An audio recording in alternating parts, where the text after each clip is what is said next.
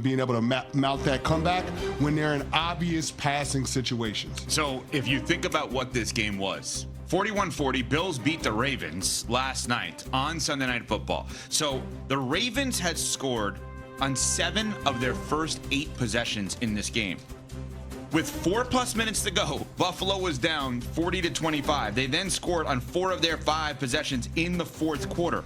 And the final drives, the Ravens punted. The Bills had a 10-play, 80-yard drive that resulted in a Keon Coleman touchdown. Then Ed Oliver, who was great all throughout this game, had an early sack that was impressive on Lamar, forced a fumble on Derrick Henry. Josh Allen, a touchdown there. And if you think about the Buffalo Bills, guys, I think it's pretty easy to give the performance of the week, brought to you by Hands-Free Skechers Slip-Ins. No bending down, no touching your shoes, just step in and go with hands-free Skechers slip-ins. Well, Josh Allen stepped in and went last night. Performance of the week brought to you by Skechers. Already, you can crown Josh Allen and the Buffalo Bills, but let's talk about that. So with 1:33 left in the fourth quarter, up 40-38, the Ravens decided to punt instead of going for it.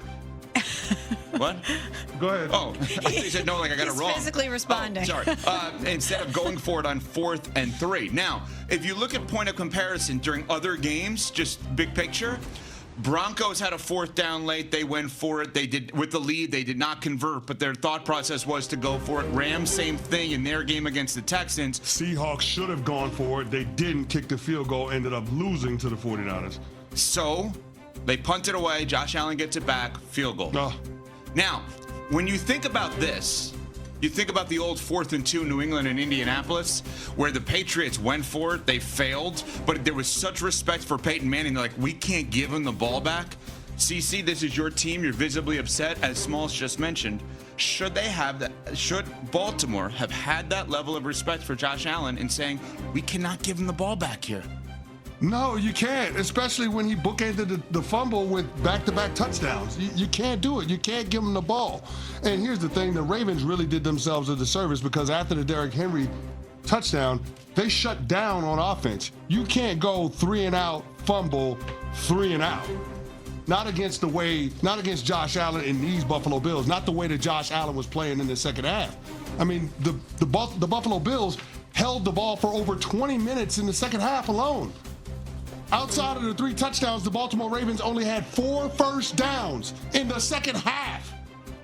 There's no way I'm giving the ball back to Josh Allen with that time. I've got to find a way to be able to convert on that 4th and 3, even though I'm backed up deep in my own territory. So tell me exactly what you would do, right? So people understand when they go into work today or they're coming home from work and they're having that conversation because this game was late last night. It's 4th and 3. There's 1:33 to go. Baltimore has the ball on their own 38-yard line. Chris Canty is coaching the Ravens. What play is he calling? What is he doing? I'm dialing up Lamar Jackson. He's the best runner that we've ever seen at the quarterback position in the history of this league. I'm giving the ball to Lamar Jackson. One MVP deserves another. If I'm going to win that game, it's going to be with number 8. If I'm going to lose this game, it's going to be because number 8 couldn't make the play. I mean, I'm not putting it on my defense to stop Josh Allen. That's just from a philosophical standpoint doesn't make any sense. You had to win that game. That's not one of those that you can avoid losing. You have to go win the game. And in that instance, John Harbaugh's got to make a different decision. And I get it. Hindsight is going to be 20/20. Sure. But you have to be able to feel the heartbeat of the game if you're the head coach. And I thought Harbs missed the mark just a little bit by deciding to punt the ball back to Josh Allen, just the way that Josh and that Bills offense was rolling in that fourth quarter. Smalls, last week on our show, we discussed whether or not there's a such thing as a big regular season game anymore for Lamar Jackson and Josh Allen. Because of the fact that both of them have done everything in the regular season. Both of them have won MVPs. The only thing left for both of them is winning a Super Bowl. I would argue, tell me if you agree, that because you blew a 15-point lead last night became a big game for Lamar Jackson, retroactively. I don't think it was going in. It's the first game of the season. It's Sunday Night Football. We're all going to talk about it anyway. But relative to big game or not a big game, I actually think playing the results because you blew the lead, we're now going to be thinking about Baltimore differently. Can they beat Buffalo? Can they beat Kansas City? I think it became a big game afterwards. It became a big game to me because it's continuing the narrative or the reasons why I don't have faith in the Baltimore Ravens when it comes to those consequential moments, because they beat themselves. What did we talk about on Friday? When it gets to the playoffs, I have more faith in Josh Allen than I do Lamar Jackson and the Ravens, because Josh Allen's biggest issue and the Bills' biggest issue is that they can't get over the hump when it comes to the Kansas City Chiefs. When I look at the Ravens, yes, that's part of it, but they beat themselves. It's self-inflicted wounds. And CC, you mentioned it, the win probability that they had last night. The Ravens have now lost 8 games since 2021, which they had a win probability of at least 90%. They get in their own way. And so to see a huge game last night on the road versus a team that's going to be in the mix against you to get to the Super Bowl, where you have self-inflicted wounds again, that's problematic. So yeah, it's a big game. All pro safety Kyle Hamilton for the Ravens post game on what happened late. It brings back memories of us doing this multiple times in the past few years. So I don't want the Ravens to be known as a team that gets up big and then blows the lead. So it's not who we are, and we got to prove that to everybody else, because as of right now, that's what we've been doing in these games. So it's up to us to go back and fix that. And I know we have the people in the room, in the building to do it.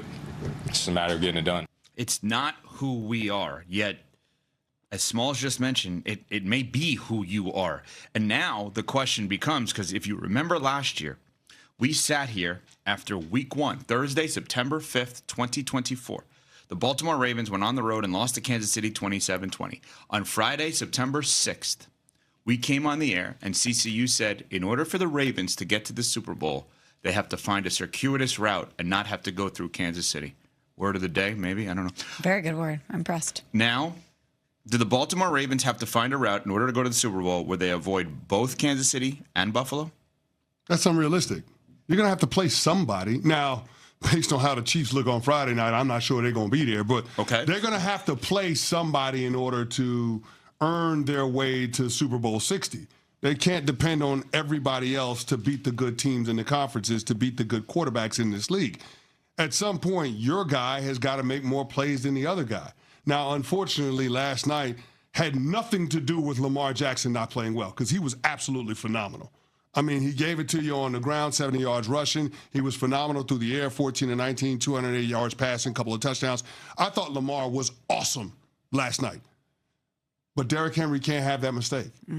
That fumble that he had at the end of the game was very reminiscent of the fumble that Mark Andrews had in the playoff game. And now all of a sudden it feels like it's deja vu for the Baltimore Ravens. At some point, you have to be able to get past it. And I keep worrying about the psychology of the Baltimore Ravens as we move forward with this current core of players. Last year, they added Derrick Henry. They could say to themselves they're a different team. This year, it's largely the same guys. And if you can't get it done in week 1, when you got a 15-point lead on the road, when you've got a 99% chance based on our analytics with less than 5 minutes to go, if you find a way to lose that game, then ultimately you believe that something's going to happen every time you're in that situation to cause you to lose a game. And the Buffalo Bills are just the latest example. Think about